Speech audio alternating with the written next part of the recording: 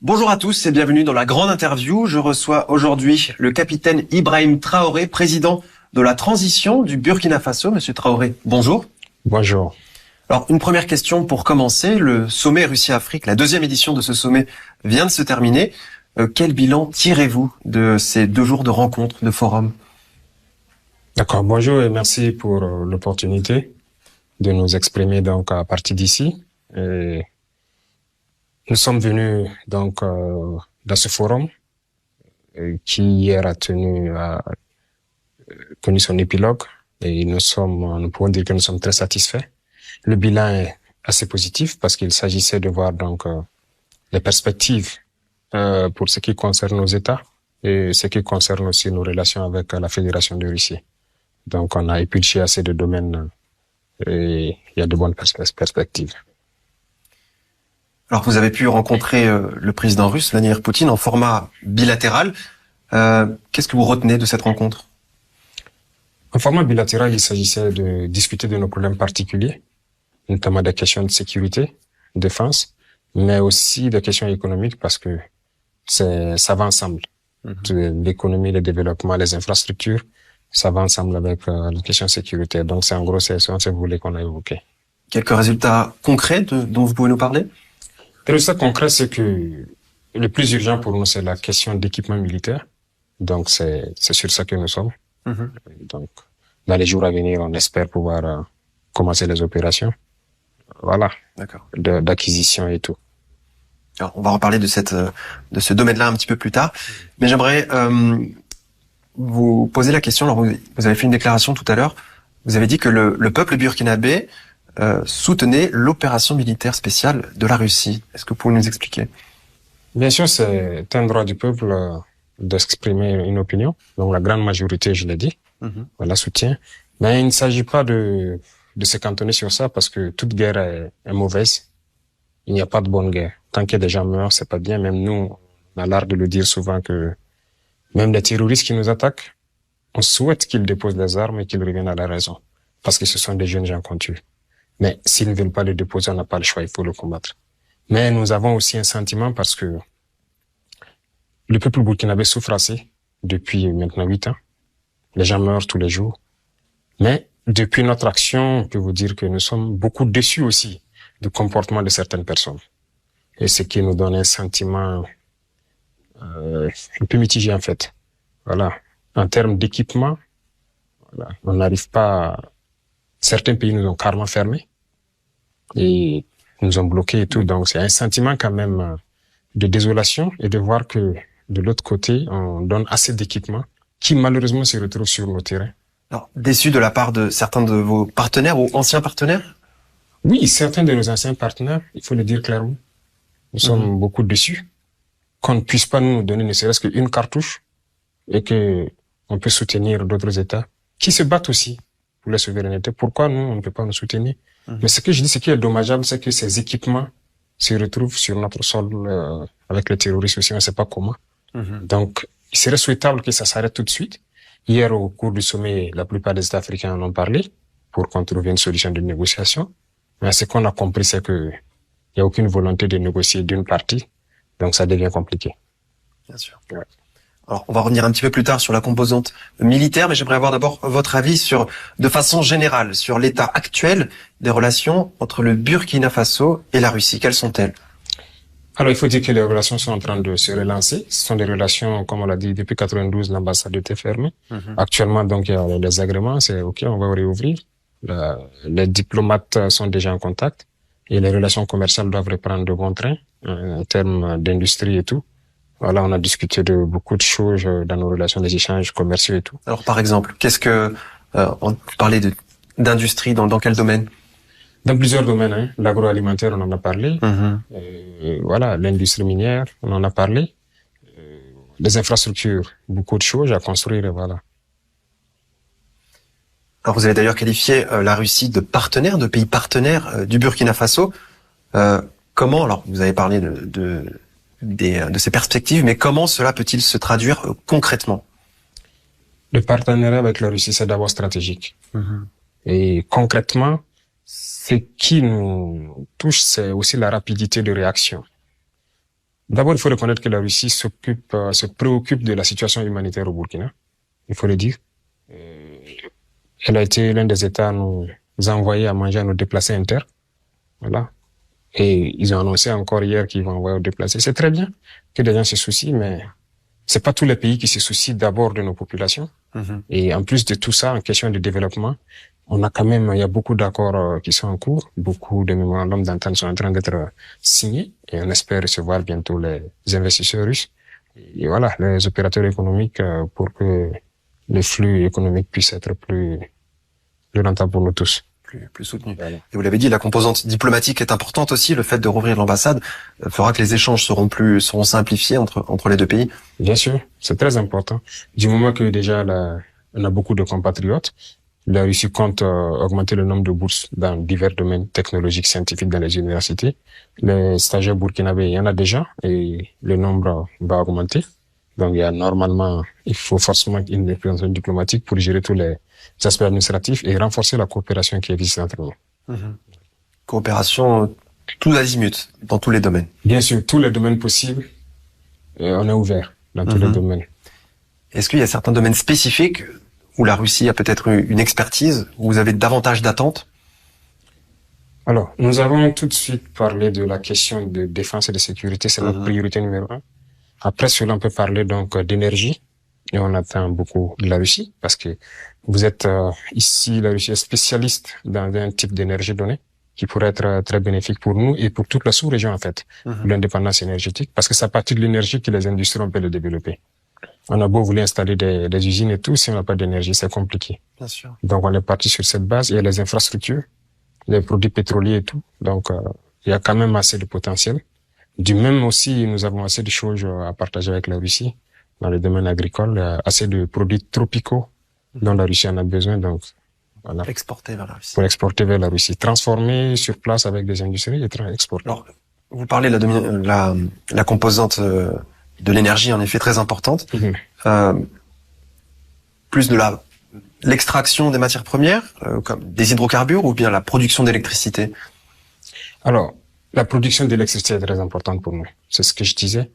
La Russie a des hydrocarbures à exporter vers nous. Que ce soit tous les produits dérivés et surtout le bitume pour nos routes. Parce que on a très peu de routes. Les infrastructures routières, on en a besoin. Les rails pour le train et tout, on en a discuté. Donc, ce sont des priorités pour nous. Il va falloir qu'on puisse rapidement monter d'un cran sur ces domaines-là. C'est ce qui permet déjà à l'économie interne de pouvoir bien se comporter. Et donc, la composante électrique, alors quel type d'installation pourrait être accueillie au Burkina Faso?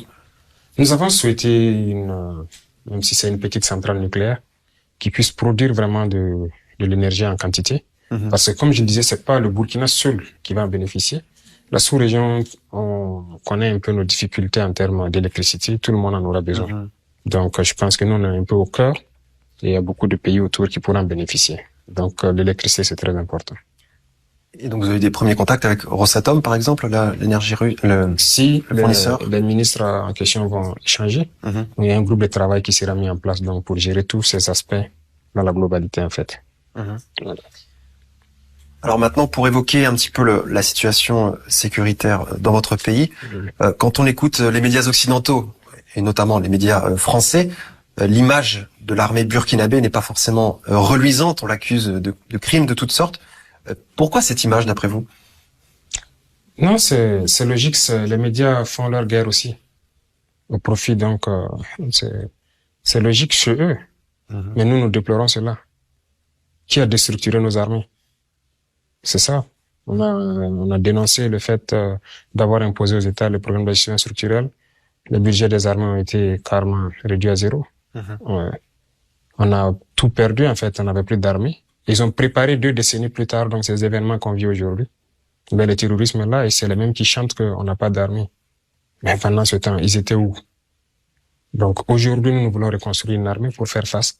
On est dans cette phase. On reconnaît que c'était un peu compliqué, parce que c'était désorganisé, mais nous savons ce que nous faisons, et on peut dire qu'on est en train de monter en puissance, parce que le fait de s'organiser déjà, avoir des unités organiques, pouvoir faire face à la menace grandissante, je pense que c'est bien. Le reste, ils peuvent raconter ce qu'ils veulent, parce que c'est une guerre aussi de communication. Quand les terroristes attaquent, il n'y a pas de problème, hein. On n'en parle pas trop. Mais quand nous, on a des victoires, subitement, on entend du tout des droits de l'homme et tout. C'est leur guerre à eux. Alors justement, cette guerre de communication, quel impact a-t-elle sur l'opinion publique burkinabé, sur la population? Je pense que la population, la majorité, la masse populaire, comme je dis, peut comprendre facilement. Parce que eux, ils souffrent beaucoup de ça. Mais il faut reconnaître aussi que la colonisation a beaucoup d'effets. Il y a beaucoup de gens aussi chez nous, que nous appelons des valets locaux, qui aussi se retrouvent souvent sur les ondes même de ces médias occidentaux-là, pour dénigrer leurs propres forces armées, pour dénigrer leurs propres combattants. C'est déplorable, mais c'est des Burkinabés qui le font. Donc il y a un gros travail que nous devons faire pour changer un peu les mentalités. Voilà, ces mentalités coloniales qui existent toujours chez certains, qui sont prêts toujours à servir donc le maître, se comportent en esclave. Ça fait partie. En interne, au sein même du pays. Bien sûr, bien sûr. Il y en a au sein du pays qui appellent donc sur les médias occidentaux. Même certains reporters qui travaillent pour eux, bien qu'africains, savent bien ce qui se passe, mais ils racontent ce qu'ils veulent. Hein. C'est déplorable. Alors justement, en parlant de cette guerre de communication, de ce paysage médiatique, comment jugez-vous l'arrivée de médias russes, par exemple, en Afrique, qui donnent un point de vue alternatif? L'arrivée des médias russes, nous voulons des médias qui vont sortir la vérité de ce qui se passe. Alors, quand des gens, par exemple, nous traitent de ne pas respecter les droits de l'homme, je pense que le militaire, la première chose qu'il défend, c'est le droit à la vie. Parce qu'il se sacrifie pour permettre aux civils de vivre. Lorsque on sait qu'il y a la mort quelque part, le militaire y va. Il n'y a pas quelqu'un qui respecte mieux que les forces combattantes le droit à la vie. Donc, c'est le premier droit. Mais si les médias russes font sortir la vérité de cette guerre, ils sont les bienvenus. Ceux qui veulent mentir sur cette guerre, on ne va pas bien sûr s'entendre. Parce que l'objectif pour certains, c'est d'intoxiquer nos populations à se retourner contre nous. Et pour pouvoir, atteindre leurs objectifs clandestins.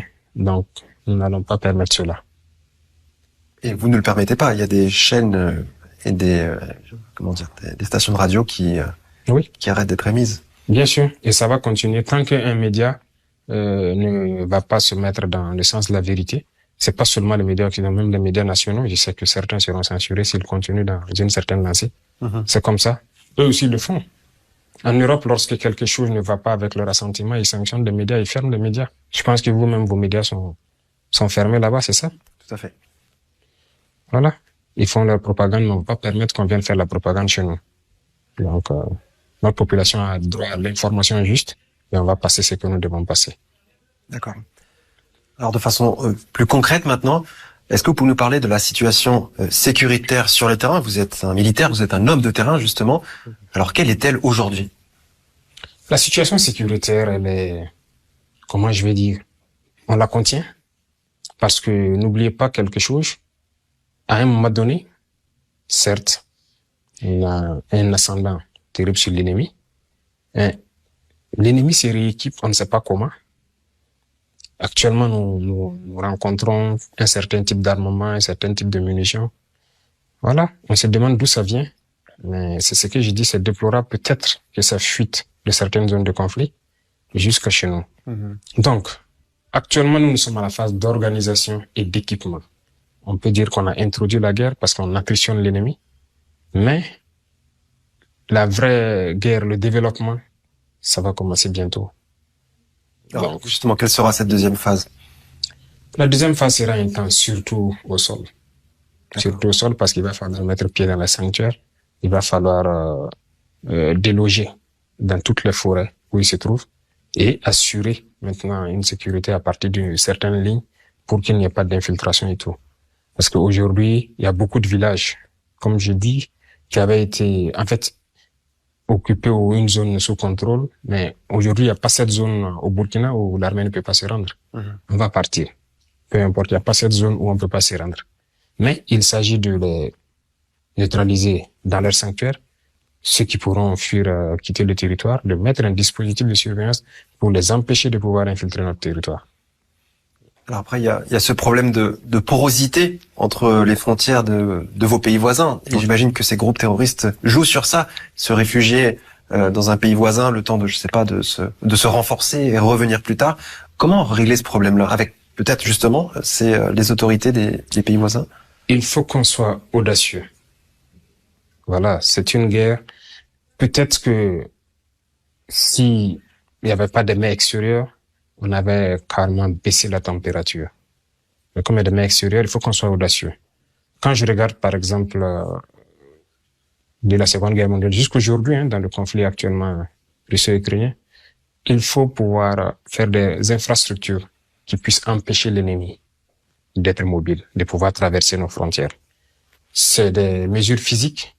Ça peut être des mesures passives. Par exemple, quand vous regardez la ligne de front actuellement en Russie-Ukraine, il y a des grosses fortifications, des tranchées, des dents de dragon, beaucoup de choses, beaucoup d'obstacles physiques qu'on peut mettre. Et au niveau des frontières. Bien sûr, on n'a pas le choix. On n'a pas le choix. Pendant la Seconde Guerre mondiale, les gens ont construit des murs anti. S'il le faut, on le fera. Et aussi associé à cela beaucoup d'autres moyens passifs. Mais toujours est-il qu'il faut empêcher, coûte que coûte, l'ennemi de pouvoir faire ce jeu. Et quelles sont vos relations actuelles avec les pays voisins qui souffrent des mêmes problèmes que le vôtre? Donc, les relations avec les pays voisins, avec la plupart, ça se passe plus ou moins bien. Avec le Mali, où on a la plus grande frontière, 1000 et quelques kilomètres, ça se passe très bien. Parce que on interopère. Il y a une communication. Oui, une très bonne communication. On rentre au Mali, les Maliens rentrent chez nous, il n'y a pas de problème. Avec le Niger aussi, on a connu des difficultés, il faut le dire. Mais on espère que ça sera résolu. Surtout en ce moment, oui. Oui, actuellement, avec la situation qui prévaut, tout est un peu flou. Mais on espère pouvoir reprendre rapidement les opérations là-bas parce qu'on a aussi une grande frontière. Mais avec les pays au sud aussi, il n'y a pas de problème, on opère. Oui. Alors, vous avez parlé de la reconstruction de votre armée. Est-ce que vous avez des besoins spécifiques en équipement aujourd'hui? Bien sûr, on a des besoins spécifiques parce qu'il faut la moderniser, l'armée. Ça ne peut pas rester... La guerre doit nous réveiller, en fait. Voilà, on ne doit pas prendre ça pour s'apitoyer sur nous-mêmes. On doit prendre ça comme une mesure qui doit nous booster. Voilà, donc quand on regarde l'intensité, on apprend de nos échecs parce que c'est pas tous les jours qu'on gagne. Lorsqu'on perd, il faut faire rapidement un retour d'expérience. Qu'est-ce qui n'a pas marché?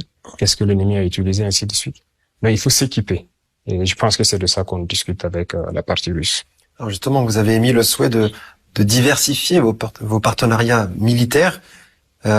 Aujourd'hui, quels sont-ils, ces partenaires militaires, avec qui? Oui, nous avons de nouveaux partenaires qu'on salue en tout cas au passage. On en a beaucoup. La Fédération de Russie, c'est un très bon partenaire. La Turquie, également, oui. C'est un très bon partenaire. La Chine, voilà. La dernière fois, je disais, nous ont même fait des dons. Voilà. L'Iran, la Corée du Nord, on a beaucoup de partenaires. D'accord. Voilà, qui nous appuient, qui nous donnent, en termes d'équipement, souvent des choses très intéressantes. Et on espère pouvoir, améliorer ce partenariat-là. Par exemple, est-ce que la composante aérienne est importante pour vous? Très importante. D'ailleurs, actuellement, c'est l'un des paramètres très importants pour nous parce que ce soit la surveillance, que ce soit l'attaque, le combat, voilà, la reconnaissance, voilà. C'est très important pour nous. Et on maximise quand même sur ça. Et de quoi disposez-vous à l'heure actuelle? Vous estimez que vos besoins sont remplis? Je vous ai dit qu'on va moderniser l'armée, on peut pas vous dire ce qu'on a, mais on prendra toujours plus. Parce qu'il faut se préparer à toute éventualité. Nous ne savons pas ce que l'ennemi aussi pourrait avoir. Alors, des élections qui sont prévues pour l'année 2024. Vous êtes président de la transition. La situation, vous avez bon espoir qu'elle puisse se stabiliser pour pouvoir maintenir ces élections à temps? Nous avons souhaité finir le plus vite. Malheureusement, on nous a pas facilité la tâche. Il faut le reconnaître. Voilà. Et comme je vous dis, on sent que il y a des mains extérieures qui arment l'ennemi, qui l'équipent de plus en plus. Voilà. Donc, notre espace est constamment violé. Ça, on ne cesse de le dire. On ne sait pas pourquoi des avions rentrent et atterrissent. Mais tout porte à croire que c'est une livraison logistique. Ça doit s'arrêter parce qu'on va passer à un autre camp. Et plus ceux-là qui demandent les élections compliquent la tâche, la guerre sera longue. Si on veut que la guerre s'arrête, il faut que, les gens arrêtent ce jeu, en fait. Donc, ça dépend d'eux. Donc, c'est d'abord rétablir la sécurité sécurité. d'abord. Parce qu'il faut qu'on quitte ce concept d'élection où ça se passe juste à la capitale, non. Tout le monde est burkinabé au même titre. Il faut que les gens arrivent à aller dans tous les villages. Sur l'ensemble du territoire. Sur l'ensemble du territoire. Passer le message de leur programme. Qu'est-ce qu'ils comptent faire pour les Burkinabés? Et que les Burkinabés puissent choisir qui ils vont voter. Sinon, si ça se limite à un groupuscule, quand vous prenez les statistiques des élections passées, non, c'est déplorable. Sur 24 millions de personnes, si on se retrouve avec 3 millions qui votent, je pense pas que ce sont des élections. La masse populaire se retrouve à souffrir seulement parce que, voilà, c'est pas représentatif. Et à l'heure actuelle, vous estimez avoir le contrôle sur quel pourcentage du territoire burkinabé? Bon, en termes de pourcentage, je n'aime pas parler en termes de pourcentage parce que si on va parler de pourcentage, on peut se lever aujourd'hui sur des terrains que des gens pensent que c'est rouge. On part s'installer et puis il n'y a rien. Donc, je vous disais qu'il n'y a pas cette partie du Burkina, on ne peut pas s'installer. D'accord. Voilà. Mais nous ne souhaitons pas réinstaller des populations dans certaines zones pour ne pas... voilà, c'est une guerre, c'est une guérilla pour que les gens n'infiltrent pas et viennent de causer des pertes. Parce que la menace est mouvante, justement. Très mouvante, c'est une guérilla. Donc, voilà pourquoi. Il y a des villages libérés, mais on les réinstalle pas d'abord, on dit de patienter. Mais beaucoup d'autres aussi sont réinstallés parce qu'on est concentré sur une zone pour finir un travail avant d'aller ailleurs, même si on cherche à nous disperser. D'accord. Voilà. Et d'où aussi l'importance des infrastructures civiles, comme les routes, vous en parliez tout à l'heure, pour pouvoir avoir ces déplacements, alors à la fois des militaires, mais aussi des civils, justement, qui puissent se déplacer facilement pour éviter ces attaques terroristes. Bien sûr, bien sûr. C'est très important, les routes. On prend ça, c'est la guerre, l'infrastructure routière et puis le développement. Voilà. Surtout pour un pays enclavé comme le vôtre. Vous avez besoin de routes. Quels sont les axes les plus importants de votre pays? Il y a plusieurs axes importants. En tout cas, toutes les routes nationales, on aurait souhaité que tout soit bitumé. Et ça va, nous pensons que si on arrive à bitumer le maximum de routes, ça va diminuer un peu l'effet du tourisme. Parce que j'ai dit, il y a des zones qui se sont retrouvées enclavées. Ils produisent, mais ils n'ont aucune capacité de transporter vers la capitale. De par le manque d'infrastructures. Exactement. Et puis, ils se sont frustrés, ils se sont révoltés, et puis donc, on espère pouvoir faire ces routes, même si aujourd'hui, le terrorisme nous empêche de pouvoir faire ces routes. Mais on va forcer, on va le faire. Ça va les bénéficier tous. Peut-être certains vont déposer les armes et reprendre les activités. Voilà, c'est très important. J'aimerais évoquer un nouveau sujet avec vous. Vous avez reçu récemment à Ouagadougou une délégation des BRICS. Alors, on en parle beaucoup en ce moment. Que peuvent concrètement apporter ce groupe de pays des BRICS au Burkina Faso? Exactement, on les a reçus, on les a même croisés encore ici.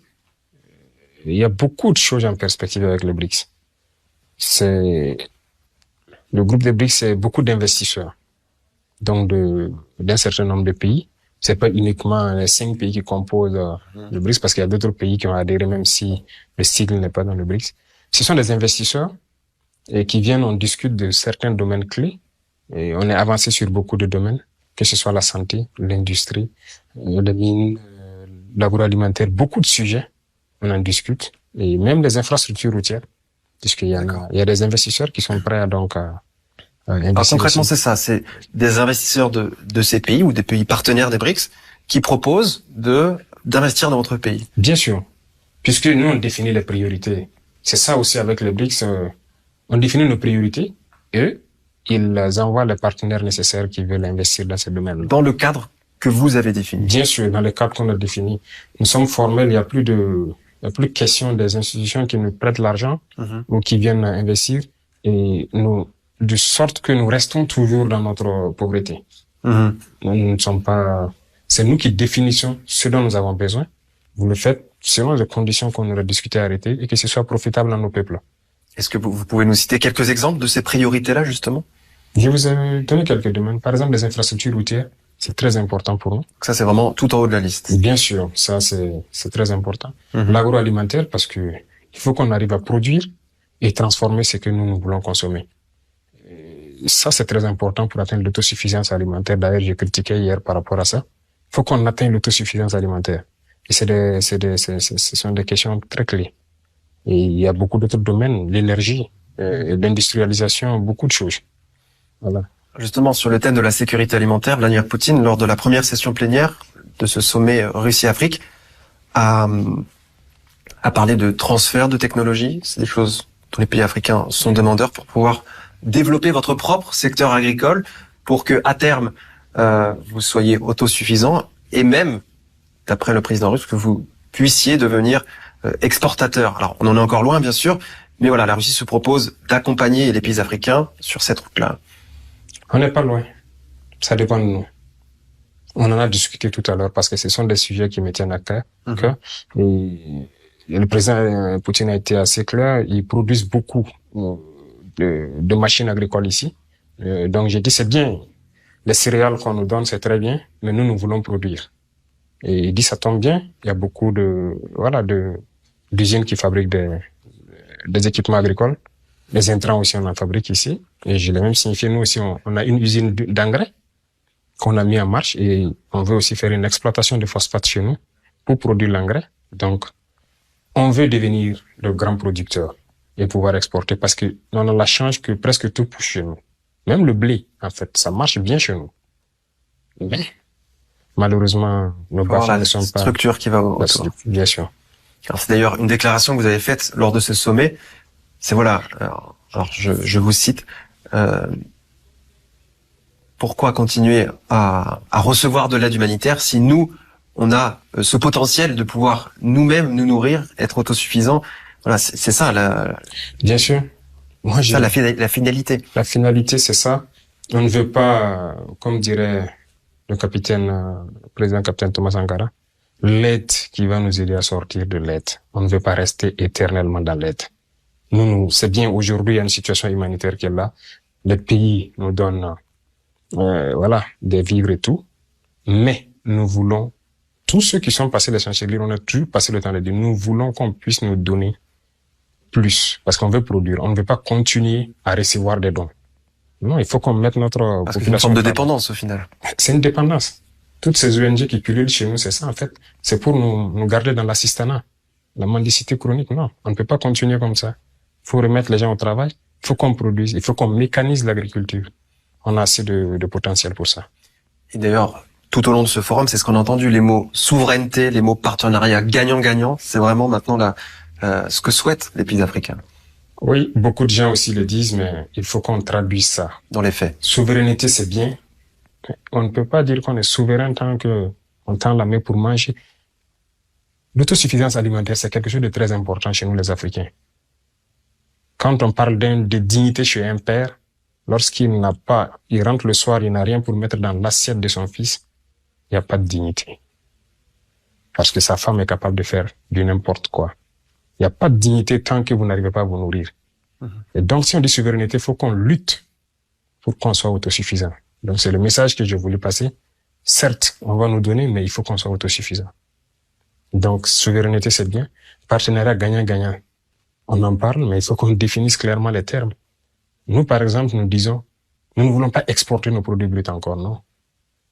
Nous produisons du soja, du sésame, de l'arachide, tout ça c'est des produits oléagineux, mais nous ne voulons plus les exporter comme ça. On veut transformer et pouvoir exporter l'huile. On consomme et le surplus on exporte. Avec une valeur ajoutée. Bien sûr. Sinon, si on prend tout en brut, on exporte. Regardez notre noix de karité, comment c'est banalisé. C'est une ressource naturelle. Mais on exporte toutes les noix. Les autres transforment, même le chocolat de ça revient très cher. Les femmes, les produits cosmétiques et tout. Non, il faut qu'on arrête ça. On doit transformer. Très bien. Une question pour terminer. Qu'est-ce qu'on peut souhaiter aujourd'hui au Burkina Faso pour que son peuple soit enfin prospère? C'est qu'on peut souhaiter au Burkina. Je pense que pour tout le monde entier, il faut qu'on souhaite la paix d'abord. Que les peuples reviennent vivre en paix. Et on souhaite aussi que les gens ne s'ingèrent pas dans nos affaires. Parce que nous avons des capacités.